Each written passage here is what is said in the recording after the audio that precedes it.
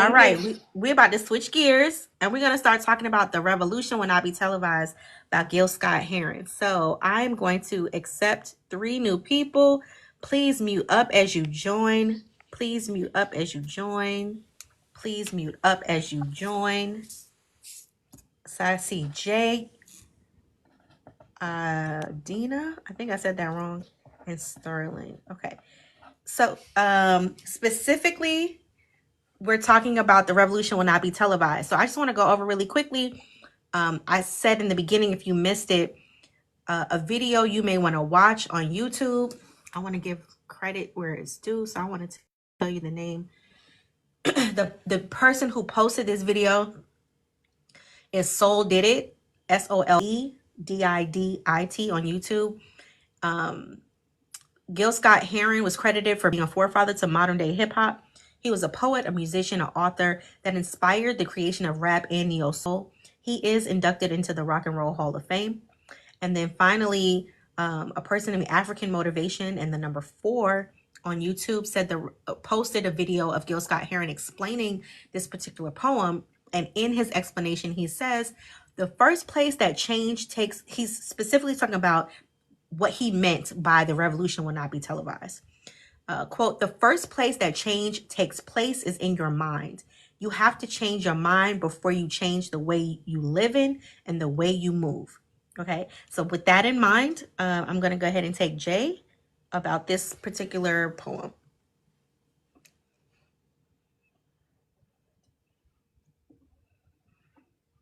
Jay, you can unmute. Okay, maybe Jay's having some struggles. We're going to go to, is that Adina? Did I say it right? It's Aitna, baby. How you doing? I'm good. Say it one more time for me. Aitna. Thank you. Ooh, baby. Couple things I wanna. Well, make sure you introduce yourself for me.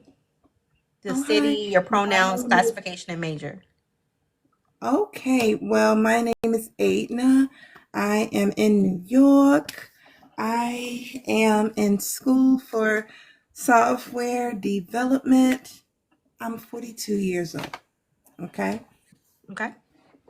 And I want to start off by saying, one, we have to change our minds as a collective of what success looks like.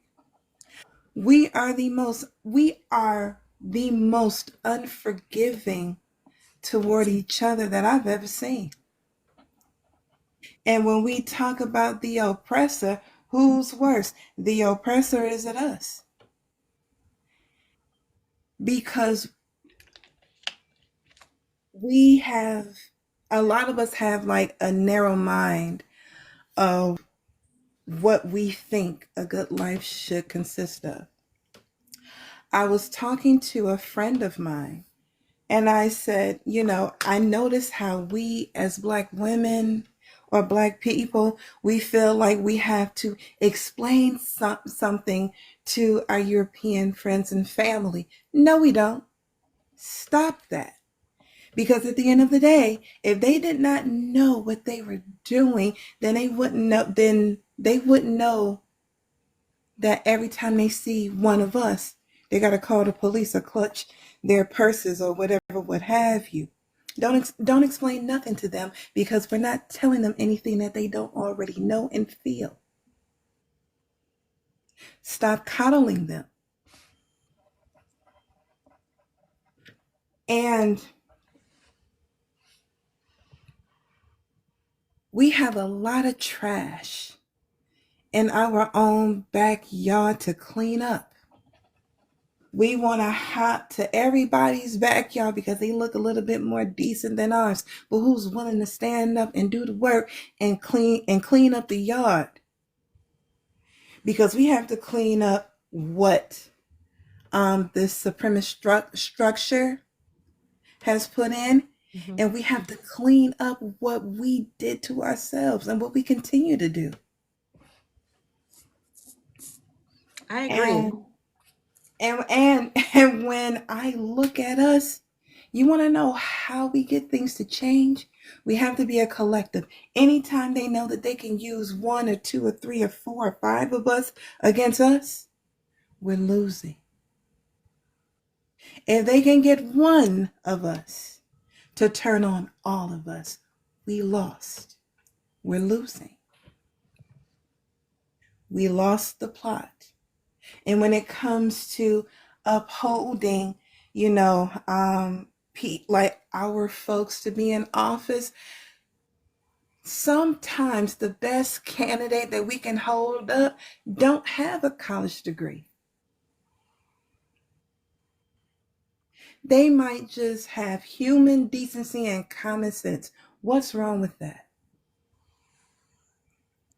Because it's not about who holds the degree or who has the most education. It's about who can and can't be bought when it comes to the game of politics. And every person that we have surrendered our vote to, surrendered our rights to, have turned around and gave us absolutely nothing. But then again, why are we looking to a structure that was built to never give us anything, let alone look at us like we're people, like we're human beings? Why are we doing that? We fought so hard to sit in those little chairs. Like, I don't know how old y'all are, but when I was young, I couldn't sit at the grown folks' table. Mm-hmm. Us kids, we had to sit at the little kids' table.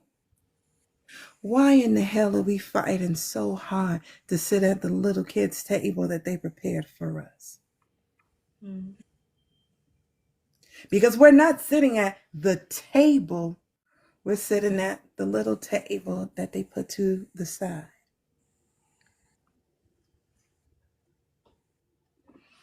Thank you for sharing. Adna?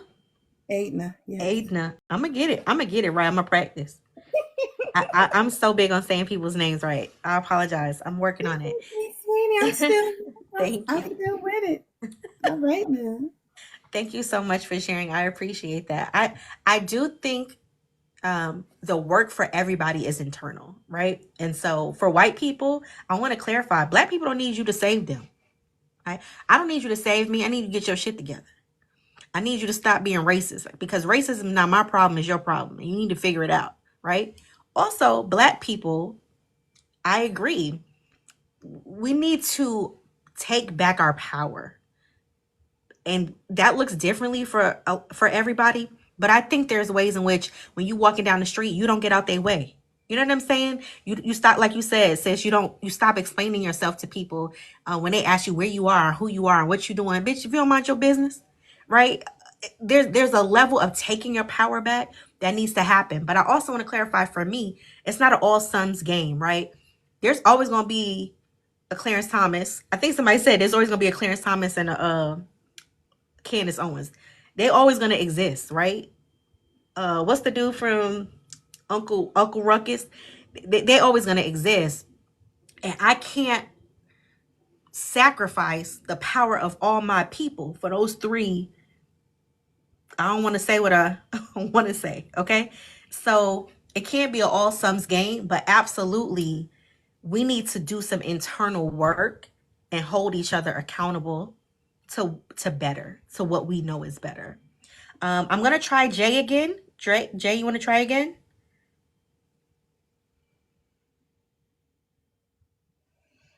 No. Okay. Sterling, we're talking about the revolution will not be televised. What did you want to Can you add? hear me? Oh, I'm yeah. sorry. I'm Okay. having like So, yeah. the There you sound go. is going in and out. I don't know what's happening. Yeah. Go ahead. Go ahead. Thanks for Like, waiting, so I Sterling. can't hear you right now for some reason. Um okay, so I'll just say with my name. I'm Janisha. I'm from California. My pronouns are she, her. Um so I did look at the poem by Gil Harrod Scott, and I had never heard of him before, and so I was really appreciative to be able to listen to his poetry and read his poetry. I'm sorry, y'all. My husband got me doing extracurriculars while I was waiting to discuss things with you. Um, and so I just want to say that for me, I actually just finished getting my bachelor's degree May 2024. I graduated. And so in that experience Oh and no. studies, and I feel like it was really a shame that that's not something that we're privy to while we're going through, K through 12. I don't know. I can't hear, so I can't even hear myself for some reason. Not yet. Sorry. Keep going. No, not yet. I don't hear. No, this sucks. Okay, can I come back to it? I'm gonna try and Yes. like come out and go back Yes. in. Yes. All right. We're gonna pause on Jay and we're gonna go ahead and let Sterling talk.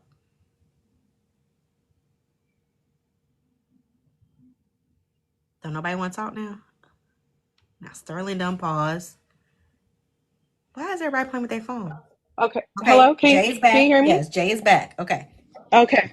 Okay, sorry It's about that, you okay. guys. I don't know what's going on. It's okay. Okay, so Congratulations. but basically thank you, thank you. But my point was a lot of what Aidna said Mm-hmm. is really how I feel too. I feel like we really need to, well, Gil, he was basically saying to me from what I got, us sitting and idolizing these people and just sitting back and not actually putting action towards making sure that we get what's due to us, and that's equal and fair treatment, the basic human rights. And so I just feel like it's really important for us to have a group for the people who want those things.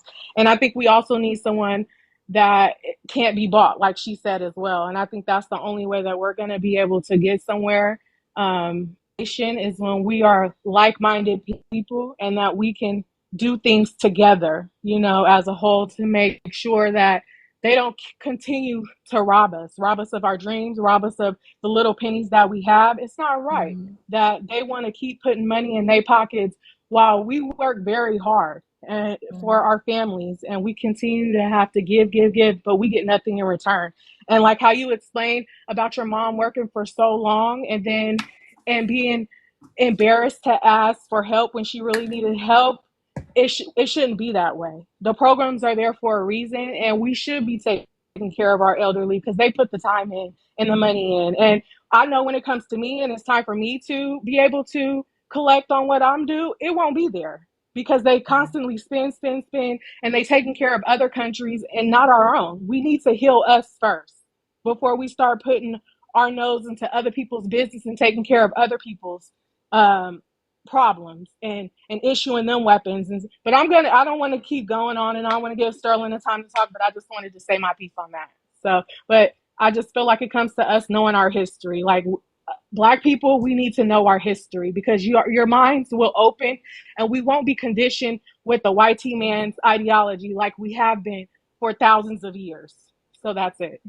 Thank you so much, Janisha. I absolutely agree with you. I made a video about this recently. You're going to have to educate yourself. You can't depend on the school system, the public school system, the private school system. You can't depend on YouTube. You got to educate yourself. You got to pick up a book. You have to read it, and you have to use your critical thinking skills. Um, you have to engage. You have to place yourself in situations where you're challenged, where the way you think is challenged. It's the only way, because this country is intent on miseducating. It's intent on keeping the truth from you. And I talk about this in a later video about the reason why we went through, or in my humble opinion, why the government feels so comfortable banning this app is because there's too many truth tellers. There's too many people who aren't buying into what Gil Scott-Heron is talking about, what's televised, right? He gives, obviously there's examples in his time period, right?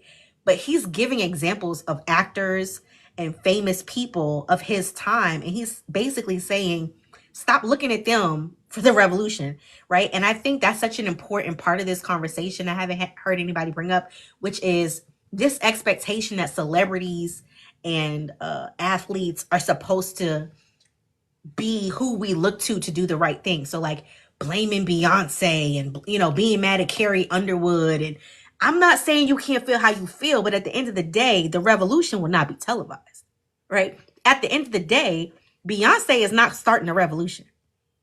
At the end of the day, LeBron James is not starting a revolution. The revolution starts here. And so this expectation, thank you, that we have of people who are on TV is just so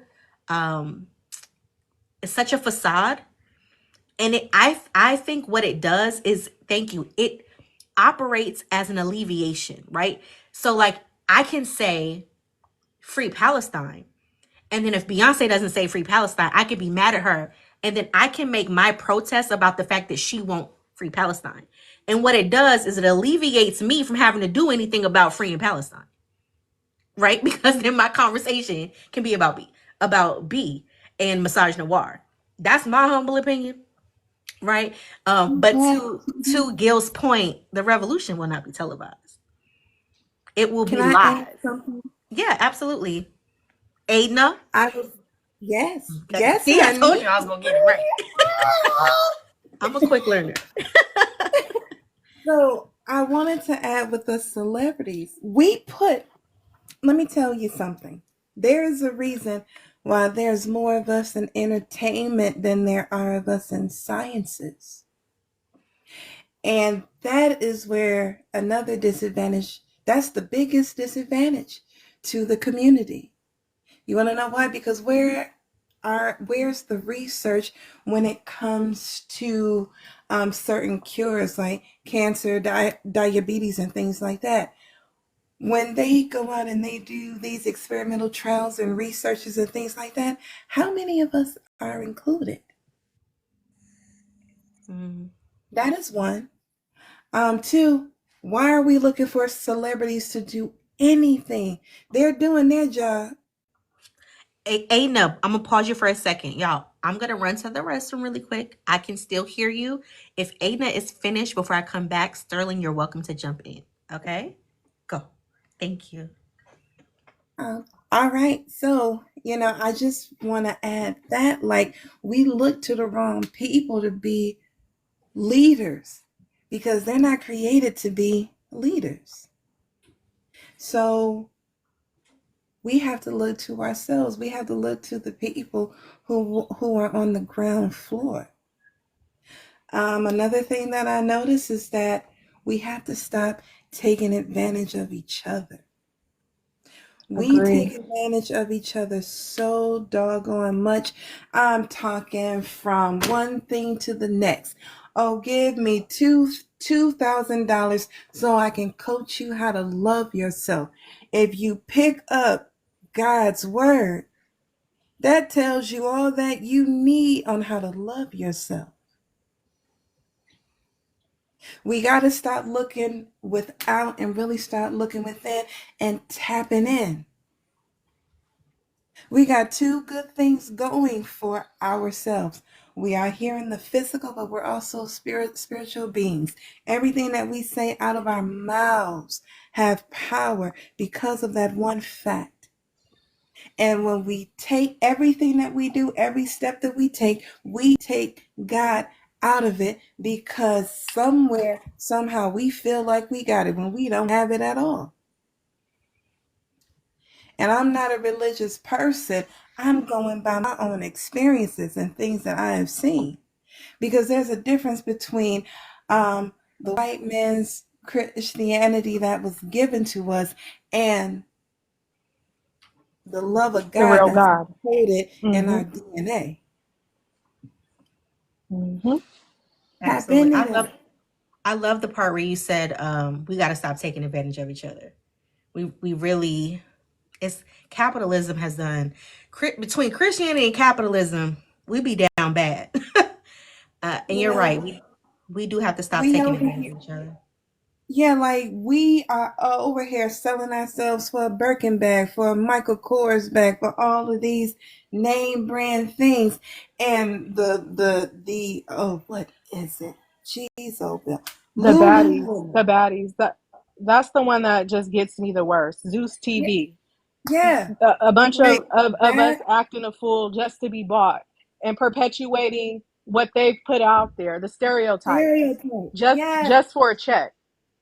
Yes. Okay, let me Like be. I was talking to my friend and I said, and black men, not not all, because I know how some like to tussle and everything. But the black men that this applies to, I want y'all to think about something. 2020 election, who did they look for to save democracy? Let's start there. They didn't call on black men. They called on black women. Look at that first and foremost. Secondly, And why do you think that is, Aitna? I just want to hear what you think about that. because we shake it up, we shake it down. We shake it down. White women, right? Well, I'm sorry. Our European American friends and family, right? Had the Women's March, right? Mhm. What turned into the People's March. That is why I said stop coddling them, because they don't need coddling. They need self-actualization. Mm, That's what's needed. Because without us, stuff don't move. correct.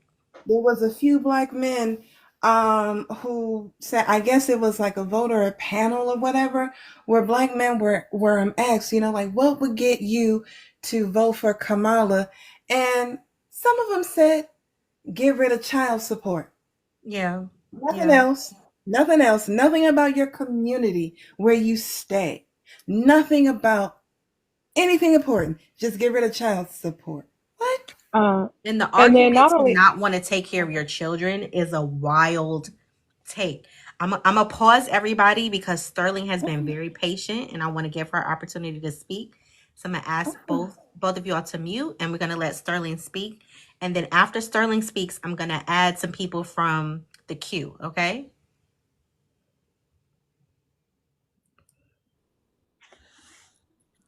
Hey y'all. I might have done the project a little wrong because I took it kind of literal. Well, first you gotta tell us your But name, you gotta tell us your for the city. poem, You gotta you're tell us absolutely right. okay. My apologies, y'all. My name is Sterling Monet. I'm from Houston, Texas, but I live in Portland right now, so I do live amongst a lot of white people. So thank you for the community. I've been needing it. Um, and my pronouns are she, her.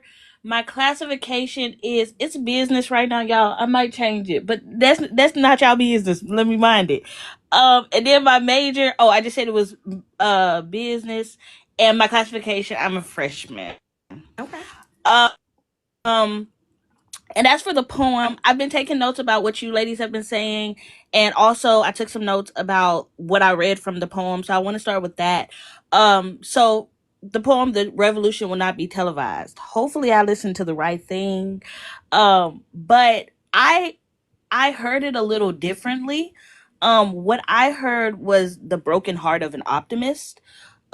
I heard how we succeeded to make a revolution, to make change, and it wasn't showcased. The lives that were lost were somewhat in vain because they won't even be acknowledged. Like he repeated the phrase like the pigs who shot us, the pigs who took lives. He repeated that twice. So it showed that like our revolution was so it has such a huge impact that moments like that they typically use as a scare tactic wasn't even shown. So those lives were taken in like they were taken in vain in somewhat.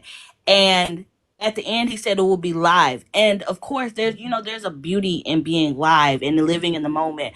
But when for something like that, for something like a revolution, having something so monumental be not televised is just it's a bit heartbreaking because when something is televised it's being recorded, it's being talked about, it's being acknowledged. And so to have that simple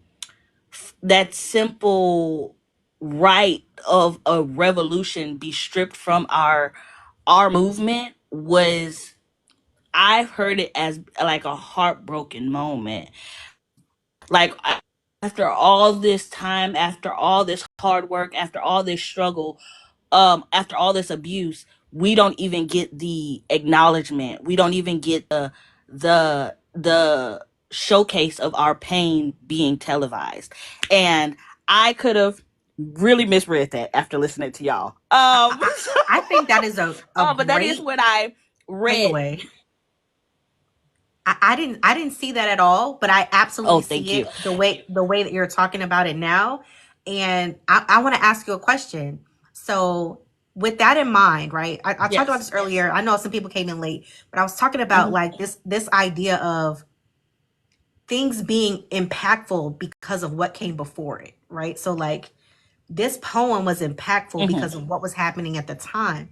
And so when I think about Bloody Sunday and how it sparked the Voting Rights Act of 1965 because America got to watch what happened to those people on that bridge on that Sunday, and they were in horror, right? That's what sparked the change. But years later, right? What, 80 years later? No, 60 years later, are we desensitized to it? Because we watch each other get unalived and our dreams bleed out on the street almost every night. And so does it have the impact on America? Like then, yes. But now does it have the impact that it had then when we see it on TV? And when I say we, I mean Black people and America And as a whole. No, I would say no because we're too focused on material things. We're valuing other things rather than what we should be valuing, and that's ourselves, our lives, our livelihood. So I feel like no, I everybody is in the glamour. They're glamorized. Not everyone, people like us who are having this discussion and are aware, but most of us are. My eyes wasn't open until I literally picked up a book. Yeah. Like I didn't even know that there was Black studies in college until I went to college. Honest to God. So that's just how I feel about it. and I disagree. I do think we have become more desensitized to it, but I don't think that desensitization is because of constantly not. I was about to misspeak. It's okay. I don't think it's because of the propaganda that we're fed. Like, oh, we care too much about beauty standards and all these other things. I think we've become desensitized in the way that if you scream for a long time, you lose your voice. I think we've become desensitized in a way that it's just like, it's so painful that sometimes it's just like, I can't have this too. Like, I can't put this on myself too, because it feels like I can't do anything, right? And it feels like this is happening again and again and again. And I keep trying, and it feels like that we're up against the wall. Because I feel like when Black people come together, we do use our voices, like for Say Her Name, or for, oh my God, I just blanked on their names. But the men that were killed, the one who was killed by that one guy in Florida who keeps doing the crazy stuff. Pause. Unlived. Unalived. Yeah. We don't want to get flagged. Yes. Oh, I'm so sorry. Unalived. But those things, like when we decide to come together, like those things are powerful, and those things being televised, like they shake the core. So there's such a power in us like coming together as a community and having those moments televised, and being like, you've put us in so much pain that we've decided to like come together, and we've decided to risk our lives just for the sake of the betterment of our community. Yeah. So let me say But this. Oh, hold on one second. I want to say this. Both things can be true. But I do want to. There were some. Hold on one second. Okay. Pause 1 second. Both things can be true, Yes. right? Black people are not a monolith. And so it is very possible that there is a demographic of Black people that are desensitized. We're exhausted. I saw somebody say we're exhausted. I feel like the visual that I see when you're talking is like, you know how your smoke detector alarm needs to be, the battery needs to change and it keeps beeping. It's like, this literally is what will keep you alive, right? Like, if you have a fire in your house, you're gonna want to know about it. But at some point, you just keep letting the thing beep, and then it's as annoying as it is. You don't change it, and then the house ends up burning down around you, right?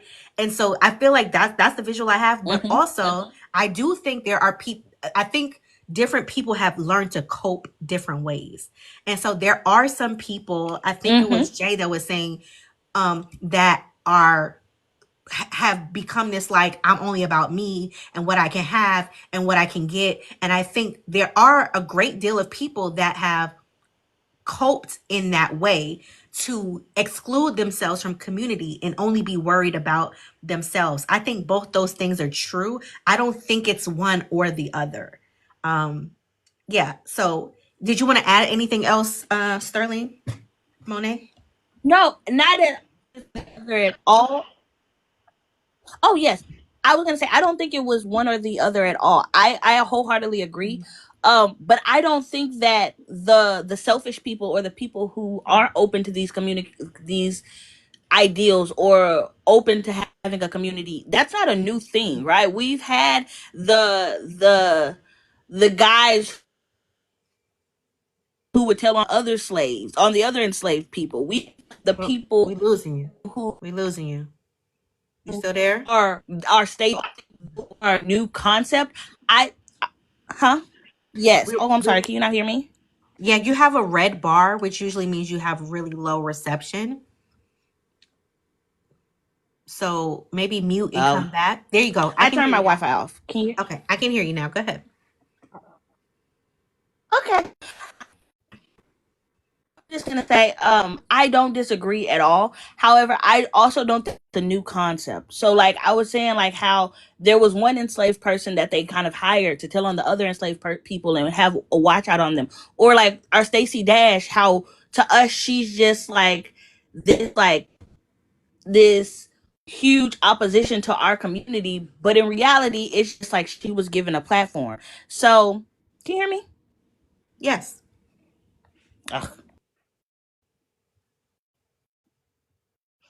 Perfect. She thinks we can't.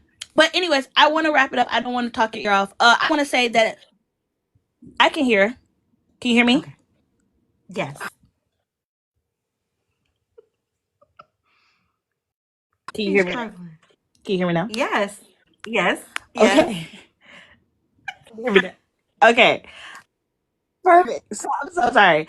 I did want to say lastly, just to end off everything, something that Aidna said. Aidna, she said that about, like, stepping up for Black people in sciences. I don't know if a lot of people learned this. I actually learned TikTok, but period products weren't even tested on blood until like 2022, 2023. So, like, we've been basically experimenting with our bodies for years, and they've been experimenting on us for years because they didn't even know, like, how these products work for us. And then also they said stop coddling white people. And I made a video about that on my page the other day, where I was just simply talking about white people not understanding that this is politics. Like, this isn't them, like, us just having a different opinion about, like, how to buy, like, what insurance to buy. Like, this is them wanting us dead, wanting us enslaved, wanting us harmed, wanting our education stripped and things of that nature. Like, this is no longer just like political views. Like, this is like differing values, differing morals. Like, these are not the things that they were talking about in the early 2000s. And I think that it's so important to for these white people in our community or trying to be in community with us to understand. Like, at no point should you be rationalizing this as if it's a difference of politics. It's a difference in humanity. And Yes. you have to understand these people aren't seeing, like you said, seeing us as human. Um, and don't necessarily want to be in community with them, and that the white people in our community um do have a lot of work to, because at any point, like, you can just decide like this is too hard and you can go on to their side. So you have a lot of work to do, and you need to be willing to sign up and actually do the work instead of just thinking this is going to be rainbows and butterflies. And so I think that's a really important tangent that I just decided to go on right there. Sorry, I'm a mute. Okay. Thank Well, you Jay for didn't say that. I never said anything about coddling YT people. I actually welcome YT people's questions because it means they want to learn, you know. So, and I'm always willing to give them my black perspective. I can't speak for all black people, but I do welcome the conversation. So that was not me who said that, Yeah, I just to think it was clarify. Aidna. Yeah, I think it was Aidna. So Yeah, Oh, I said that. oh, Oh, no worries at all. I'm sorry. Okay, sorry. Yes. No, no, no. I said that in a way because there are certain things that I see that they ask, and I'm looking like you already know. So don't like. And I recognize like those certain questions, and I'm going, really? You just no, like I'm not going to play with you. And at the end of the day, our communities need healing on all fronts. Our European American family and friends, they need healing, but we can do it. yeah, we can't do it for We them. cannot do it. They have to do it, which means that, listen, I didn't even know that it was a video that I saw where this family had found like articles from like the slaves that they owned, and it was passed down throughout generations. What mindset would do that? What kind of mind do you have to say, oh, I got this stuff from like our folks on slaves, and like we're just gonna pass this down? What is wrong? It is healing that has to go on. It's mental racism is mental illness across Yeah, the white board. supremacy is definitely a mental illness. What I'm And gonna so, do is oh, I'm gonna ask that everybody that's on the panel right now drop down. We have about 20 minutes left great. to this All live, right. and I have 11 people who want to get in. Everybody's not going to get in. I'm going to be honest with you. If you already spoke, I'm probably not going to bring you back in, okay? I'm going to accept Jay Newt because I've not heard from a man tonight. Give me 1 second. I'm not really keen about accepting people who don't have profile pictures. I'm just going to be honest with you. That feels like a troll, and I'm not in the mood. If I let you in, please mute up. If I let you in, please mute up.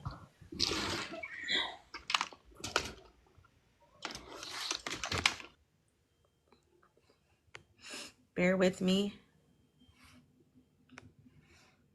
Please mute up as you are let in.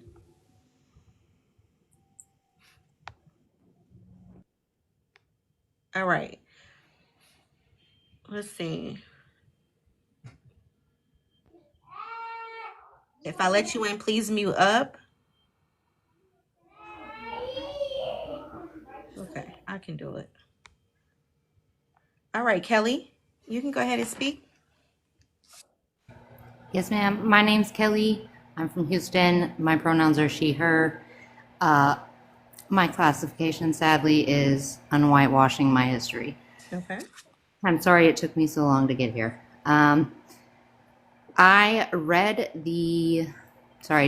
I listened to The Revolution Will Not Be Televised.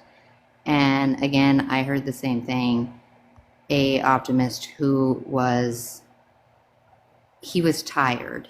He felt like he wasn't being heard. He felt like he wasn't being seen. His people weren't being heard or seen. And sadly, for me, it took me this long to see it, but like, it's very disheartening to know that there's entire communities around you who are hurting every day in life. And I came to say that I'm sorry, and I'm trying to change. Well, not to change. I am changing, but like to change the ways of others around me, because I live in the South, and it's hard down here. So I just want to, have you been here the whole time since Yes, we ma'am. started? Okay.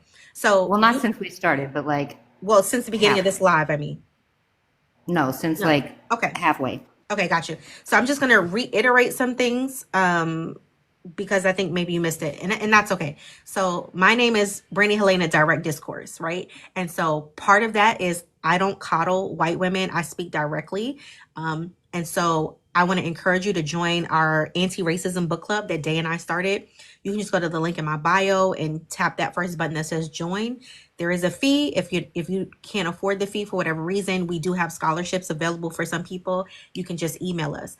We meet once a month and we work on anti-racism work. And we also support it with a Facebook group. Separately from that, I'm going to say some things to you that I want to challenge your thinking, but I'm not asking you to answer them because we don't have time to answer them right here at the end of this live. But I would love for you to listen, take some notes, and come back to me, and hopefully we can talk about it in book club, okay? So, Yes, Black people don't need you to be sorry, okay? And then also, like I said earlier, everybody's work is internal, right? So when you say, oh, I want to change the thoughts of the people around me, the point of Gil Scott-Heron's poem is to say that you can't change anything before you change your mind. And so while you may personally think that you are not racist, that is not the same as being anti-racist. Also, all white people are born into racism. It is not a choice that you have. The same way Christians are born into sin. It existed before you got here. Okay. Mm-hmm. And the lie that of white, I wrote something down. I'm gonna quote myself really quickly because I think it's valid in this conversation. Give me 1 second, y'all. If I can find it. I don't see it. The lie of white supremacy is to create a system that benefits its progeny while convincing that same progeny that the system doesn't exist. Okay, yeah, because that's what I was going to say. I feel like I was told it didn't exist, and I seen that it did. Everything you know is a lie. Okay? Right. Everything you know is a lie. And it works the way it was. The system is built that way on purpose. It's so it is invisible to you, so that when you are confronted with racism, your response is, no, it's not. You have a crisis because you're like, how did I not see this? Right. So again, I want to encourage you to join our anti-racism book club. We talk about this a lot. We just I'll be there. White Fragility by Robin DiAngelo. We finished those meetings, but go ahead and grab that book and read it. And right now we're reading Hood Feminism by Mickey Kendall. So I'm going to thank you for sharing. I'm going to move to the next person because I want to get in as many people as I can in the next 15 minutes. Okay. Thank you so much for sharing, Kelly. Thank you. Sure. JT. Hey, good evening to everyone that's on the live. Can you hear me okay? Yes. Okay, let me give a disclaimer. My smoke detector is beeping. We already heard it, girl. So please forgive me. Go ahead and change the battery tonight, okay? We want you to see tomorrow. My ceilings are too high. I can't get to it, but I'm gonna get to it tomorrow. Okay. But I did want to say, first, I'm Jay. I'm in Birmingham, Alabama. What else? She, her is fine for me. Okay. My classification is that I am a 92%er that finally took my cape off. And my minor is Bibles and folding chairs. Okay. There's balance. There's balance. But I just wanted to say that when I read his words were very powerful for me because it highlighted things for me. First, it led me to understand that we as a people idolize our distractions. We are easily distracted. And the distractions are the reason that we cannot focus. The distractions are money. The distraction is TikTok. The distraction, any social media that we're not using in a proper manner. The distraction is, the soft girl stuff, and all of these things that we put in place of what we really should be focusing on. Also, it led me to understand that we have to be comfortable with being uncomfortable. I was looking earlier at there was a post on Facebook, and the women were talking about that Target had eliminated their DEI, I think, or something. And so, a lot of the women were saying, well, maybe we should just go and buy the Black women's stuff, just buy their stuff. And a lot of women were saying, no, this ends now. We're stopping this right now. We have to be comfortable with being uncomfortable. We have to shift the focus. It also led me to think about the fact that we have to stop carrying this narrative of inviting everybody to the cookout. We have to really understand what a true ally looks like. In Birmingham, Alabama, I don't see a lot of allies. I see a lot of people that, say they're on our side and they want to help us, but I also see a lot of them flip when it's convenient. So understanding what a true ally looks like, what a true white woman who is willing to stand up and say, hey, you're not going to do her like that. You're not going to say that. And you have to be the kind of woman that's willing to say that no matter where you are, whether it's church, whether it's work, in the grocery store. When you see injustice, you speak. You say something, you call it out. Being an ally is not just standing here and looking around and hoping things get better. And then finally, I think we as a people have to understand our identity. We don't even want to take the time to know who we truly are as a people. A lot of times we've allowed religion to keep us from deep diving into who we are and really understanding who we are so that we don't give anybody else a reason to tell us who we are or give us a name or give us an identity. We're not people of color. We are Black people. We are Black women. People of color, I feel like, has been used in a way to group us with other groups instead of really focusing on who we are as a people and the things that we have faced. Yes, everybody, other demographics have had their trials and their issues, but they've also had acknowledgement. They've also had apologies. Black people have not. So we have to be diligent in understanding our identity. And I think he really touched very well on that in his words. So I'm done for today. Thank you. Yes, ma'am. Thank you, Jay. No more cookout invites. No more. No more. Let me say this.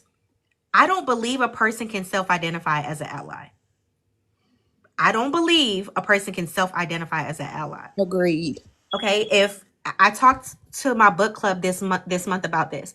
If you're my friend and I say, hey girl, I'm painting my house this Saturday, I'll let you know when I'm finished. And I done put a tarp down. I use painter's tape and I'm using a sprayer. You show up with rollers and paint and you go to the living room and you start painting. Girl, I'm gonna help you. I come in the room, you got paint all over my damn new floors, right? You ain't no clean lines. I'm gonna tell you to wrap it up. I'm gonna take care of it. Did you help me?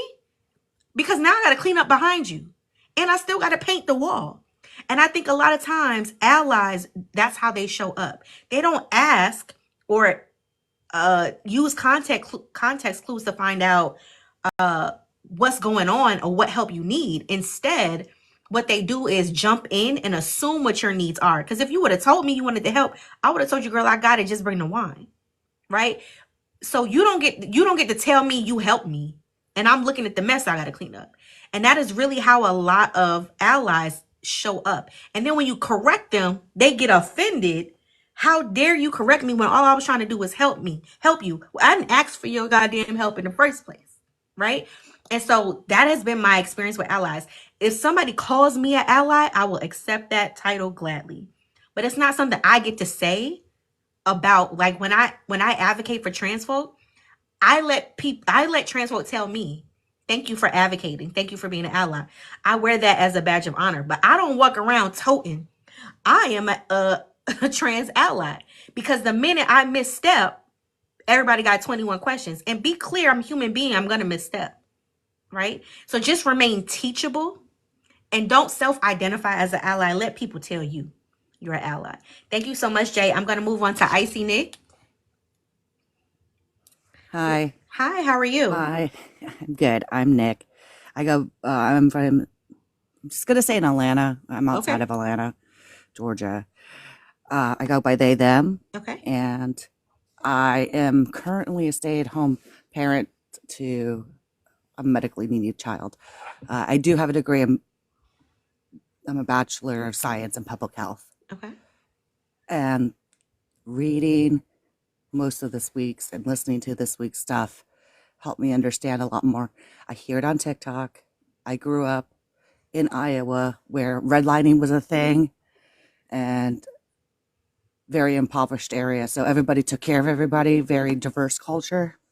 So I know some people would be taking the day shift and some people taking the night shift, taking care of everybody in the neighborhood. So, and then I joined the military and then I got out and I ended up being better off and not understanding how everybody else wasn't seeing what I was seeing on my side of things. Mm. And I'm like, what is wrong with everybody? And then reading and listening to everything this week has really sunk in that it does come from within and what's around you to begin with. Absolutely. Thank you for sharing, Nick. I appreciate that. Can I ask, when you left the military, had you seen, I don't know if this is an appropriate question when people say, did you see action? But like, Uh, I don't know if that's I appropriate. was Please correct you me. could ask. Okay. It can be, it can't be. It just Okay. depends on the person, Okay. like everything in the world.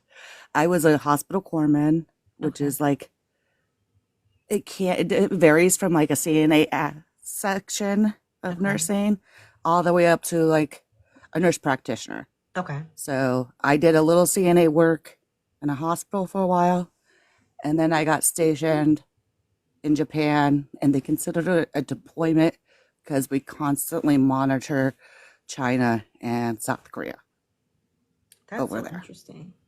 And I was on a small ship, so I ended up doing things more like a nurse practitioner Gotcha. and treating everybody. Okay. Well, I heard somebody say earlier, do you still do that work? Do you still do like nursing? No. Okay. No. Well, it kind of helps with my medically needy child, but I do public health. Gotcha. I have a degree in public health, so yeah. Okay. Well, I hope you followed me. Thank you so much for joining the Yes, I live do. tonight. Yay. Yes, I'm in college. It ended up, Dr. Barlow ended up Barlow? on my FYP. She ended up on my FYP. I'm like, didn't I sign up don't for know how this. you ended up here, but okay, I guess I'm here. Yeah, trust Black women. That's the I always rule. have, always will, and don't listen. The night when I say everybody came together in the impoverished redlining areas, we know what I'm saying. Yeah.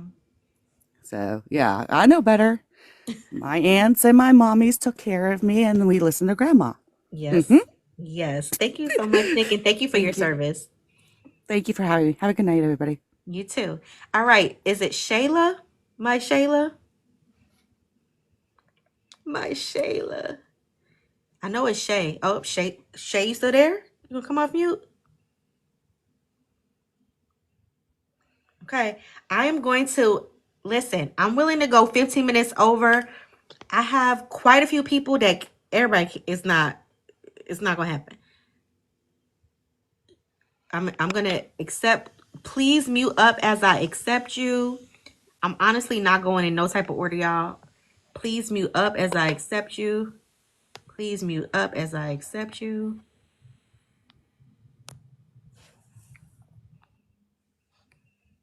Okay. Freedom. Freedom. It took me a second. That's embarrassing. Oh, go Hi, ahead. it's okay. It's okay. I did that on purpose, and I thought I changed my profile picture. I do apologize. It's okay. Okay, so my real name is Marlene, and I live in Central Florida, and I guess after being in education for 26 years, I'm postdoctoral now because I hold all the other degrees. Congratulations. My perspective is kind of different. First of all, I think everyone who's shared has had a real interesting perspective. But as a woman of color who comes from a Caribbean background and an African grandmother, this is what I want to share to this discussion. In college, I attended at HBCU. We read From Slavery to Freedom by Dr. W.E.B. Du Bois. Mm-hmm. And that in and of itself teaches us the history that, of course, they don't want us to know. They don't want us to, because the more you know, the more dangerous you are. The most dangerous thing for people in power is the educated masses. Does that make sense? Mm-hmm. So I guess coming from a Caribbean background, coming from a Haitian background, I'm proud to say that because we were the first independent country in the Western Hemisphere. And they made that island pay until today for setting the slaves free. Mm-hmm. Then Haitians came to the United States and fought to set the slaves free in the U.S. You go to Savannah, there's a whole square in the Savannah squares for the Haitian heroes that came over to set Haitians free. I mean, the slaves free here. Louisiana, because up until the Louisiana Purchase, Haitian diaspora that came over from the island after the revolution helped establish that city and that culture. So people of color, whether we take it from the ones that came over through the Middle Passage, the ones that remain on the motherland, whether they're the Dahomey tribe or whether they're from the Asian, Middle East, whatever, we are a matrilineal society that stands on business. If they can break that system, which they have always tried to, they take away our spoken language, our history, because it's the women that tell the stories. It's the women that tell the legends and the myths and the fables and the history that's passed down from generation to generation. And I think it's so important for us as women of color to stand together, because if we do not look at the revolution will never be televised, because simply this, we are the revolution. The revolution is born within us. And when we take the time to actually sit down with our children and tell them, this is where you come from, this is who you are, walk with your head held high, walk with your back straighter, it starts to plant that seed of success. And that's something they can't stand to see. That's something that they cannot understand. Why? Oh, that's what they call an uppity Negro. See, they stopped calling us uppity because we stopped behaving as though we knew who we were. To our faces, they stopped To calling. right, they stopped calling us uppity because that's what they called Dr. Martin Luther King. That's what they called Medgar Evers. That's what they called Coretta Scott King. They were uppity because they knew who they were. They knew their history, they knew their background, and they walked in their truth. I think as time has gone on, we've tried so much to assimilate ourselves into mainstream culture. We forgot that we weren't meant to assimilate, but we were meant to stand apart. And that's something that W.E. Du Bois wrote in From Slavery to Freedom. That's something that Nikki Giovanni wrote about. That's something that Maya Angelou wrote about. And even Zora Neale Hurston. If we look at how in the past, historically, even Dr. Martin Luther King, even though, he said that black children and white children walk together, that doesn't mean that we have to become part of them. We were doing really well. We were doing very well as a culture when we had our black doctors and our black lawyers and our black towns and our black grocery stores, black owned businesses in a town like Greenwood that they burnt down, or Rosewood that they burnt down, or Ochi, or Seneca Village, or Oscarville. Exactly. All of those areas where people of color were thriving, they destroyed. But why? And I think once we get to the point where we stop trying to be them and start being us, or come on, Lake Lanier, Oscarville, that they completely drowned out. Once we get to the point where we stop trying to fit in and we start to stand out, that's when we'll see ourselves come back into the positions of the kings and queens that we are.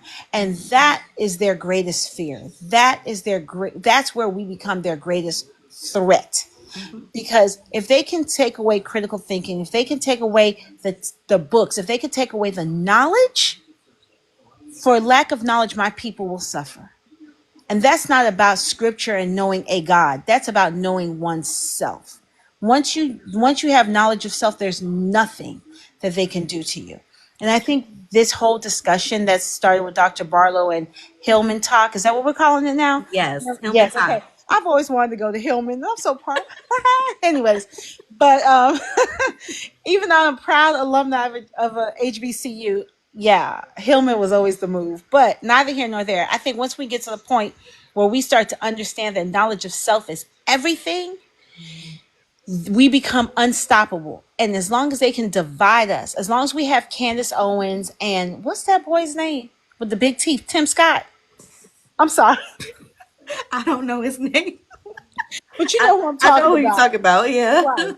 I mean, as long as we have Ben Carson's and Thomas Clarence's, yeah, you're always going to have the overseer and you're always going to have the snitch and the Uncle Ruckus, like you call them.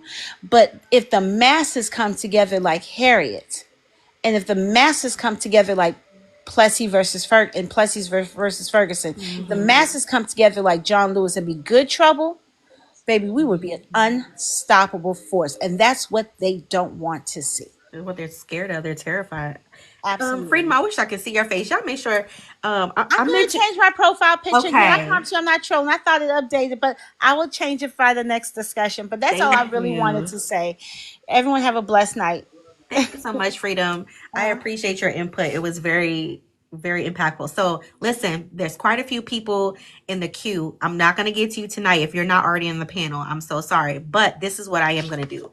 I wrote down the names of everybody that's in the queue. So when we go live tomorrow, the same time, 9 p.m. tomorrow, what I will do is give you first dibs on being able to speak. Okay. So I have written down your name. As soon as we get started, if you're in there and you request, I would check my list first and you will get first dibs. So, wow, we've been up at 303, 310 all night and I really appreciate it. Make sure y'all double tap. I would love to get to 100K likes before we close tonight. So I have two people. If you're done talking, feel free to drop down. I have two people left up here, and then I'm just going to make a few announcements about the next assignment. Okay. So I have what Sosa? It's Sabrina. Sabrina. Hey, girl. How are you? Good. I'm not going to turn on my camera because No worries. I have a bonnet on. I'm actually, my name's Sabrina. I'm from Richmond, Virginia. I am MA History, PhD loading, all but dissertation at this point. Oh. Exactly. I currently teach African American history at a HBCU. Today was the first day of class. Okay. And my students knew a little. And I think the problem that African Americans run into is that we were so busy thinking post-racial that we failed to learn the lessons of the past. Now we're screaming for boycott. You cannot plan a boycott without planning on how to support those peoples that need those stores, such as Walmart, Target, and others, because those are the only stores in town. And I agree with Freedom in the way of understanding that we need to re-understand our history and apply it in a way that'll apply to us. You cannot start a boycott without being able to sustain this. Major example, the Montgomery bus boycott. Black women planned that for years in their black spaces, at church, in their hair salons, and other places. And to say, let's just boycott, is that instant gratification that our ancestors knew wasn't coming. They knew it was going to take time. Yes, pinch your pennies, but we've got to learn from the past. We cannot just say, let's do this and be done. Our ancestors looked and said, no, we've got to work together. We've got to look and understand. We've got to support each other long term. So just like our hairstylist that we go to for years and years and years that we have never stopped supporting because, you know, they get us nice and coiffed up. That's why I got my bonnet on right now. Because if my loctician saw me, she'd be like, where are you and why are you not in my chair? You know, we would be horrified. We have gotten to the point where we have been very passive and going with the flow. And we got a rude awakening. And now the reaction is reactionary when we should have been planning. When Kamala made her flip, we should have been planning. When we realized our students didn't understand history, Black history. I have students coming in that do not understand the importance of what happened in the past. They are so ready to look at, well, how do I fix it in 5 minutes? We can't fix it in 5 minutes. This is something that's going to take time, and we're going to have to stick to it. Our ancestors did that. I'm writing about free Blacks in Virginia. Nobody talks about that. Our Black students don't know that there were Black newspapers that helped spread the word on what we could do. Maybe I'm just preaching to the choir. I'm sorry. No, I got to get off my teacher box. You're preaching good. You're preaching good. And I read Du Bois and I love John Hope Franklin. They were very focused on what their messages were, but they left out a very large population in their writings. Mm-hmm. Higginbotham said, hey, you need to include women. Du Bois, Washington left out women, even though Ida B. Wells was in her face. Walker in their face. So we can talk about these women and try to understand, but we also have to understand, how did they move? And they moved for Black uplift. Yes, we had our allies, but we were very careful. I just need people to understand, we need to start getting our kids to do this. We need to start getting our kids back into HBCUs. We need to get our kids in Black businesses and support that. But I'm preaching. Sorry. I'm sorry. I'm Girl, sorry, but I love it when I get a chance to talk. Can I get some claps in the comments? Can I get some claps in the comments? I love it when I can engage with others that are like-minded. I just love it. So thank you so much for my little 2-minute soapbox. I appreciate it. Absolutely. So Sabrina, I want to address some of the things you said because I think they're so poignant. I watched a video the other day of this Black man. I saved the video. I don't know his name. I really love to give credit where it's due. So when I make a video about this live later, I will tag him. But he made this really good point about activism from the space of anger is always going to fizzle out because anger fizzles out the same way a flame does. And so your activism, your advocacy has to be connected to a want to change humanity. And if it is not connected to that, you're just going to be mad for 30 days or 60 days or whenever the thing that you're mad about stops impacting you or you get or the comfortable sexy with topic of the time. Right. Whenever that fizzles out, so too will your rage. Right. And so to your point, when you talk about the planning, I feel like a lot of times we don't get to that planning point because we're so focused on our anger. Yes. Frustration, which is valid. Don't get me wrong. Yes. No. I'm not taking it there. Yes, exactly. we can't stay there. And so that is one of the reasons why. And I know there's so many Black women, I'm sure even on this live right now that are like, girl, what are you doing trying to teach white women about anti-racism? Listen, my expectations are low. I'm gonna be clear, right? But also we found an opportunity to speak directly to white women without filter. Yes. Right. And so they are absolutely engaged. And the type of this, it's not a coddling conversation, right? It's this is what you're doing wrong. And I don't understand why you don't see it. Tell me why you don't see it.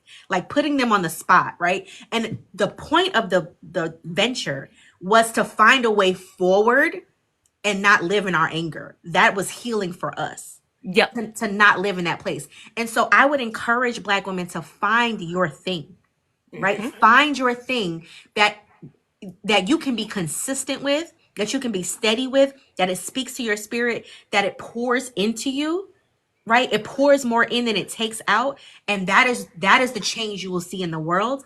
But doing it from anger, I promise you, every single time it's gonna It just fail. falls flat. Yeah, because the planning you're talking about, like you said, getting ready for years. They didn't just boycott the bus system. They said, "Well, what's the plan? How are we still gotta get to work?" Rosa And so they Parks' worked with husband each had a other. car. Right. Yes. Rosa Parks' husband had a car. He could have drove her to work. Exactly. She Right. chose it. And I was just like, I need my students to understand Martin Luther King stepped off of a freaking bus and became the head of that. He did not lead it. He didn't start it. He did the exact opposite. And it annoys me that the patriarchy got in like that. But when you look at our leaders, when you look at them historically, you have to understand that for some odd reason, we as women, Black women especially, consistently took a back step. And I don't understand it. And all my studies, it drives me nuts. Motley Baker, Walker, they all took a back step. And it just, surprised me. I'm so sorry. Oof. I saw you pause. That's why I stopped. No, you're fine. I was making sure my charge was still up on my iPad. You're fine. I can hear you. So no, I think we should use the rage, but then we turn it, like you said, into something that is lasting, something that will benefit, and not all of a sudden now we need to go find Black things. No. We need to do this 365 for the rest of our lives, or until they get the note. Yes, rescind the barbecue, cookout invitations, rescind the graduation invitations. Just to be clear, I wasn't inviting nobody. That was y'all. No, wait a minute. No. I was not willy-nilly handing out no Most of my students would come back and be like, nah, Miss Watson ain't like that. I was just telling my book club full of white women. I said, I'm gonna be honest with y'all. I got one white friend. I got one white friend. She been in my house. I've been in her house. She been in my sister's house. She been in my husband graduation party. Like, she my friend, right? But she the only one I got. And she can't get rid of me if she tried to. But she the only one I got. And it's not for lack of trying. Like, I don't go out looking for white women to befriend, right? But she was a friend to me. Yeah. And so because to be honest, I don't be trusting y'all. Just full transparency, right? So when she was befriending me, but genuinely like sent me flowers when I was leaving a job for no reason. She was like, I know this has been hard on you. I know you're crashing out. I know you're at your wit's end. I love you. I hope you wish you well. I was like, girl, I forgot about every piece of flower my husband ever bought me. Them flowers are imprinted in my mind because she just didn't have to do it, right? But that one act of kindness, also, she be on the shit I'm on, which is on some, why I'm black, right? She gets me, right? But it can be uncomfortable trying to be in relationship with white women because I don't really know what the trust is, right? So all of this, you invited to the cookout because you can Harlem Shake or Quan, dance on a quad, or like, I don't like celebrating white people in black spaces is wild to me. Your job is paper cups, ice, and plates, and plastic utensils. If you're invited, though. That's it. Okay. And it better be in a plastic bag. Yes. Somebody said the cookout is permanently closed, right? Yes. You're not doing a cookout no more. Well, thank you so much for letting me speak. I look forward to next week's assignment. I'm working on my perspective, so if I'm a little late, just forgive me. I'm working. No worries. Make sure you follow me. I'm going live again tomorrow. Somebody asked what time zone. 9 p.m. Okay. Eastern. It's gonna be Eastern, but I'm saying 9 p.m. But I want to go to the movies tomorrow, and I don't know what time I'm gonna go. But by tomorrow morning, just look at my story, and I would have posted what time I'm gonna go live. And tomorrow we are only talking about Atlanta, the television show Atlanta, season 2, episode 6, called Teddy Perkins. I haven't watched it yet, so I'm gonna watch it, take some notes. And also, I would encourage you to go on YouTube when you can watch it on Hulu. If you don't have Hulu, baby, I don't know what to tell you. I'm sorry, get your mom password. But I would encourage you to go to YouTube and watch, you can watch episodes explained. And you can type in that episode and see some different perspectives. Like, write your own notes first and then listen to some other perspectives of that episode to see what other people are thinking before you come to the live for your Blackboard discussion. Thank you so much. I appreciate you, Sabrina. Hey, Hey, hey. short stuff. My What's your name real is name? it's Kitian. I'm also Etienne. from, well, my family's from Haiti. So that is a French name of French origin. But I'm privileged to be the last person going on this live.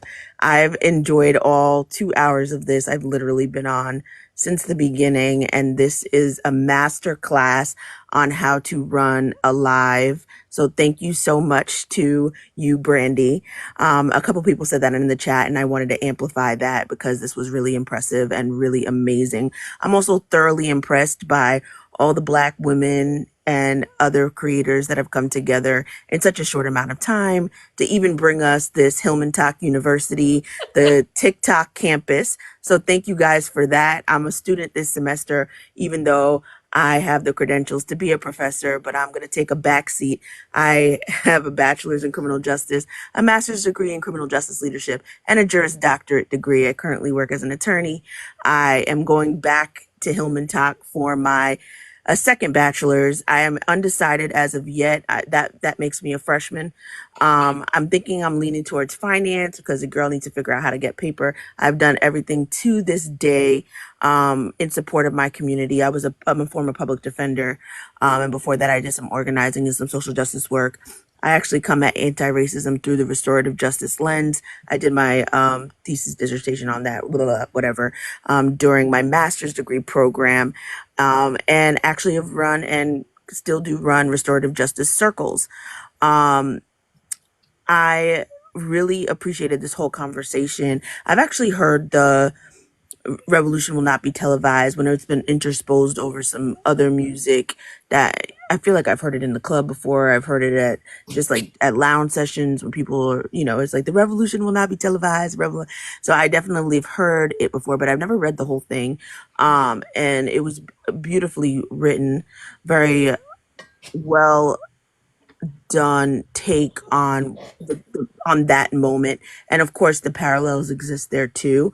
I think the interesting part for me was that he said what the revolution will not be a ton of times, and I guess there's like a couple of verses, and then at the very end he has 3 lines where he tells us what the revolution will be, and that really did stick out to me. Oh, we lost you, short stuff. You paused. What the revolution? I'm gonna give it a second. I'm back. Can you There hear you me? go. Yeah, Oh. what the revolution will be is the last thing we heard. Okay, it was like I don't remember it exactly. I was trying to go look. But definitely it ended with the revolution will be live. And for me, every time I think about a revolution, I know a lot of people think about like this radical thing, but I never really think about it that way because I think there's so many small revolutions that have happened over our time. I feel like what just happened in the last, I guess, 24 to 48 hours with a bunch of Black people getting together and creating a free university on TikTok, even though we were not even supposed to be here after the ban because they done sold us out, is a revolution. It was revolutionary. It remains revolutionary. There's literally Dr. Barlow's thing had like 56,000 likes on it within hours. Mhm. And I'm just like, and it showed up on everybody's FYP. Like, how even? And so for me, I'm like, that was a revolution. What we're doing with it is even more revolutionary because we turned it into something real. She didn't even realize it was happening, and we turned it into something real. Here I am in a Blackboard discussion about the very things that she posted, and it's kept me thinking the whole 2 hours. So I don't think the revolution well, we know the revolution will not be televised, and it's because the revolution might be happening on TikTok live. He said the revolution will be live, and this is TikTok live. Exactly. I did that intentionally. Pun intended. And the revolution is also a thing that we do. When I was reading it, actually, the first thing that came to my mind was when Michelle Obama at the DNC said, we have to do something. Because a lot of what he was hearkening back to was all of us collectively doing something. And then I heard it was a white woman, I believe, that said, like, or somebody was talking about a white woman that said, like, they don't know what to do. or what should be done. And I think it was you actually, Brandy, that said, we just kind of get up and do, like we figure it out. We don't ask, we just do. And then it also brought me back to things that happened during the election around the swapping of votes between like people that wanted to vote third party and people that were in safer states that wanted to vote for Kamala. They swapped the votes. And I'm like, you see, those are the little things that are revolutionary, right? Because that was like a last minute ditch effort to make sure that the votes were necessary in certain places got taken care of because somebody swapped it with somebody in a safer state, right? And when I think about things that can be done and allyship, because that's been part of this conversation as well, I think about like amplifying votes, right? And it's interesting because it was JD Vance that said women that had kids got 2 votes, which was stupid. But I do think that if you want to be a true ally, you can amplify their vote by voting exactly the same, even if that doesn't serve your interest, exactly the same as they would vote in that election. Therefore, it's kind of like 1 vote counts for 2 because you're losing out on what somebody else would have ordinarily done, and you're gaining the amplification of the vote of the Black person that's trying to get something done. And I think we just have to be creative sometimes in what we deem revolutionary and how we do this, because it might not be like the real professor that I just came after, Sabrina. She is teaching them exactly what happened in the past.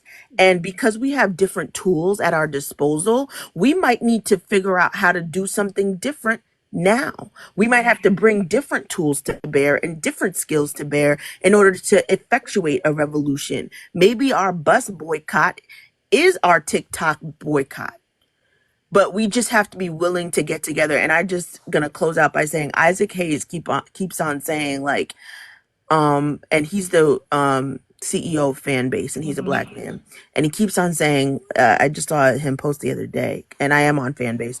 I'm on here, I'm on a bunch of different platforms, but that he asked, I think it was one of the AIs, he asked the AIs, what would TikTok be if all of the Black creators left? And it basically was like, it would cease to exist because we run this shit. And we run everything we're a part of. Exactly. And I can't stop thinking about that. So basically, whatever we do, everybody does. And so I'm going to push back against the other Haitian sister that was up, 2 people before me, and say, we already are doing the things. We already realize that we run things. And so now it's incumbent upon us to really move like we moved in the election as a block to do other things. So this is the invitation to get connected to things like the Congressional Black Caucus. There are pipelines that exist already. Like really try to get connected to your community, pick up books, read. So thank you guys. This was great. Thank you so much, Brandy. Oh my gosh, my heart is overflowing. I'm so Kitty Ann. Yes. I be so proud of myself when I give people names. Thank you so much for sharing. I really appreciate that. So, like I said, no more guests because we were supposed to end at 11. It's 11:25, but I want to give some housekeeping. Okay. So first, Dr. Barlow went private. I would assume that that's because we overwhelmed her. She was not prepared for TikTok. Okay. She was talking to 35 people. So I want to encourage you not to tag her in all your comments and on your posts, because that's not, to me, backing out and going private says to me you're overwhelmed. So let's respect the Black woman's boundaries and not tag her. If and when she comes back, that's great for us, but let's calm down, okay?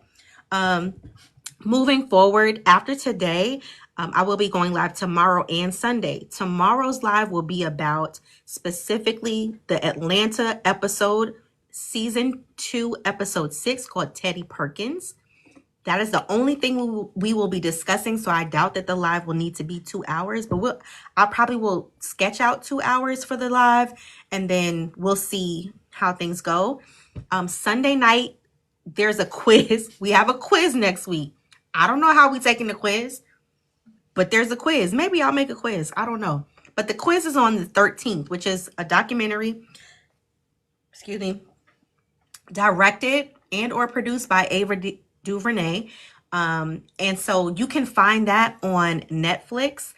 I was told that you could also see it on YouTube. I didn't have an opportunity to verify that, but you can, double check. So again, Sunday nights live will be about the 13th documentary. And then Saturday night, tomorrow, will be about Atlanta season 2, episode 6, Teddy Perkins. Obviously, in between that, I'm going to do my best to make content about the notes that I took tonight. Somebody asked me, will this be posted on YouTube? I'm going to be honest with you. I'm learning like you learning. I didn't even know I could do that, like download a live, or maybe I can't and I was supposed to do something before I started. I'm going to figure it out though, because I'm a fast learner. And if it's possible, the next live will absolutely be posted on YouTube. You can follow me on YouTube. You can follow me on Fanbase. You can follow me on Instagram. You cannot follow me on Facebook because it's private, because that's me and my family and the people I went to high school and college with. Okay. So I love y'all, but I don't know y'all. Thank you so much to everybody who joined the live. I wanted to get to 100K and we made it to 147K likes. Hey, I can't really don't judge me. I can't really rock. Thank you so much for joining. Let me see. I'm gonna disconnect the people that are on here because that's better for me. It looks like I did it and you didn't do it. Thank you again so much for your love. And I can't wait to talk to y'all tomorrow. Have a good night. Now, where's the off button? There we go.